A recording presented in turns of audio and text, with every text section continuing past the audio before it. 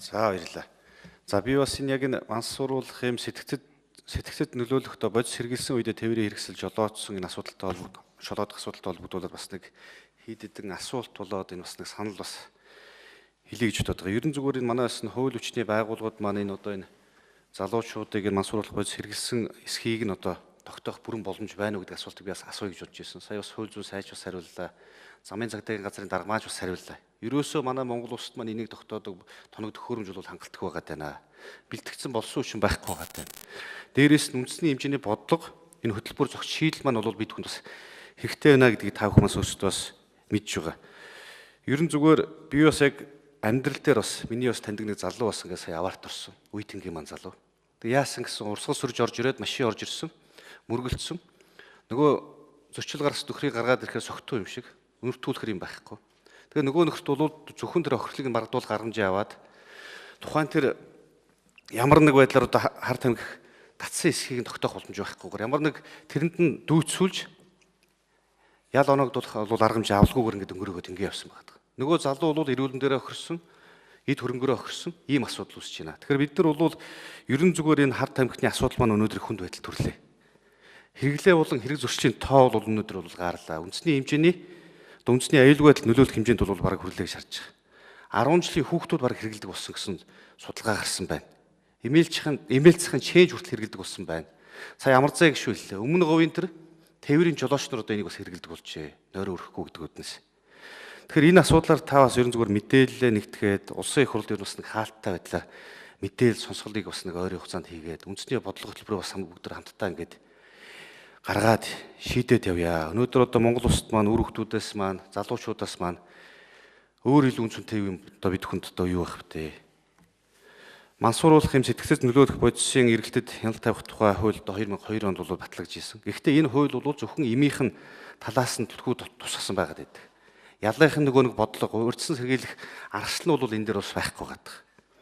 Тэгээ өнөөдөр би зүгээр бас хараадахад бидэрт бас нэг учир туталтай том асуудал маань энэ урьдчилан сэргийлэх ажил ерөөсөө хийгдэхгүй байгаа даа. Энэ дээр бол нөгөө нэг санхүүжилт нэгдсэн бодлого бол байхгүй гатаа бол холбоотой асуудал болчиход байна. Олон улсынхаа практикаар аваад үзэхэд хар тамхитай цэмцэхэд бол энэ хязгаарлах нэгдүгээрт. За хоёрдугаарт нь бол хэрэглээг нь бол багасгах. За эрэлт хэрэгцээг нь бууруулах гэсэн үндсэн бол 3 арга хэмжээ бол байдаг юм байна.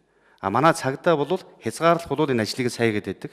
А гэтэл өнөөдөр бол бидний хорон улд автагдсан хүмүүсийг бол эмчилдэг аргачлал нь манайханд байхгүй байгаа даа. Мэргэжлтнүүд нь байхгүй байгаа даа. Дээрээс нь одоо бид нар одоо юу гэдгийг урьдчилан сэргийлэх тал дээр бол нэлээд анхаарч бас арга хэмжээ авахгүй бол болохоо олжээ. 10 жилийн өмнө 40-50 хүн хэрэгэлдэг гэсэн бол өнөөдөр 4-5 мянган хүн хэрэгэлдэг гэсэн ийм тооцоо судалгаанд бол бас гарч ирсэн байлаа шүү. Энэ бол Монгол шиг цөөн хүн амтай улсын хувьд бол өндөр үзүүлэлт байгаа даа. Тэгээд энийг бол бас хууль зүйн сайдын хувьд та бас онцгой анхаарал энэ талаар бол яаралтай бол бас арга хэмжээ аваарай гэж бас танд бас хэлэх байна. Бараг үг хэлчихлээ тий. За, Бямцгсад давч хариулчих. За, Тэмүүлэн гишүүний бас хэлж байгаа санал байна. Энэ бол бид анхаарч байгаа. Энэ хар тамхи мансууруулах бодис сэхнэлтийн бодистой тэмцэх үндэсний хөтөлбөрийг боловсруулаад дууссан. Ойрын үед одоо энэ сардаа багтаа засгийн газрын хуралдаанаар хэлэлцүү шаардлагатай бол улсын их хурлд бас өргөн барьж танилцуулж бодож байгаа. Энэ ажил бол бид нэлээд анхаарахгүй бол асуудал дагуулж магадлал одоо эрсдэл нэлээд өндөрсөж байгаа. Үүнтэй холбоотойгоор шин тодорхой ажиллагаанууд хийгдэж байгаа.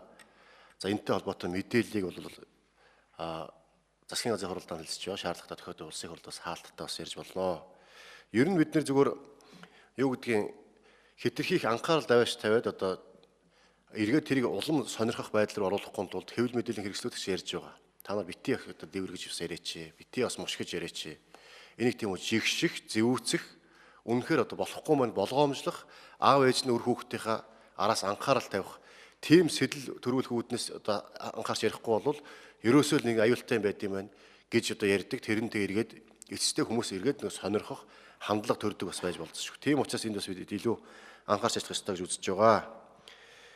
За тэр зөрчил согтуугаар жолоодохтой холбоотойгоо торгох шийтгэл баримтлах хоёр ч нь одоо үндсэндээ баримтлах ч нь одоо баг хялбархан биш үү? Ер нь давхардуулж ноогдвол яасан юм бэ гэсэн асуудал бас сая яригдсан зандаж гишүүн эднэр дээр.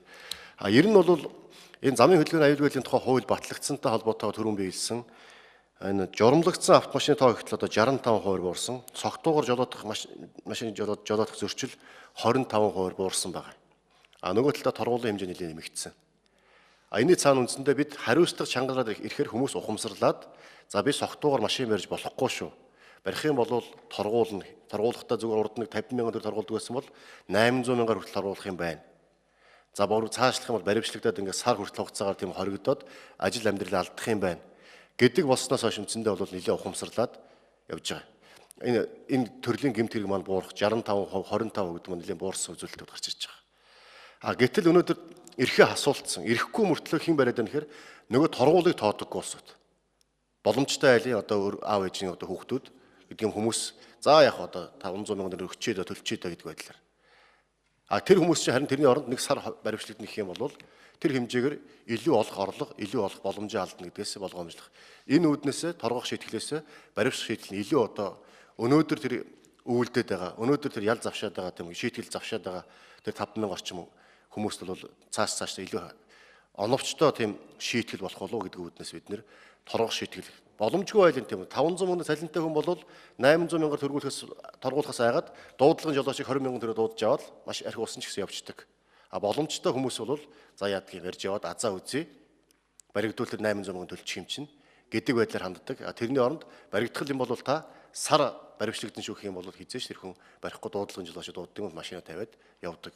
Ийм байдлаар энэ торгуул шийтгэлийн хэмжээ оновчтой болох үүднээс энэ зохицуулт төс оруулж ирж байгаа гэдэг стандарт асуултанд нэмж хариулъя. За гişүүд асуулт асууж хариулт авч